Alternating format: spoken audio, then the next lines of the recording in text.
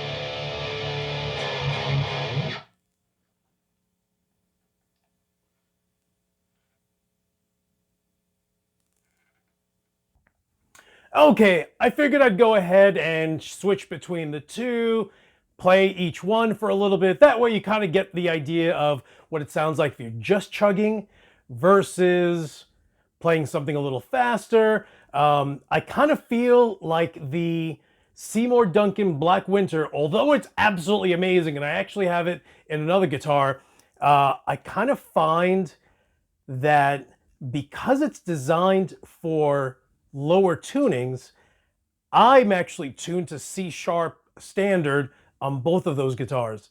And ironically, I kind of feel like it's very pitchy even on the low string. So even when I'm playing just the low E, I kind of hear like a high pitched chink chink. And what's funny is that it's actually heavily scooped on the mids, with the highs being almost ear piercing.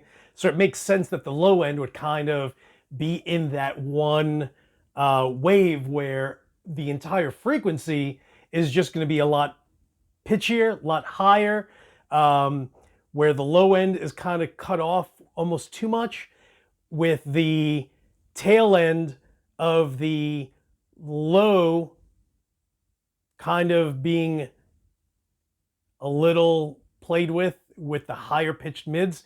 So, think of it from bass, mid and treble. You definitely have less low end, less bass, and the mid is actually almost a little too high pitched for mids. Anyway, that being said, the Nazgul is absolutely incredible just alone by itself. So if I had to pick which one to keep, the Seymour Duncan Nazgul, I feel, is just overall, whether you're playing metal, whether you're playing something clean, I kind of feel like its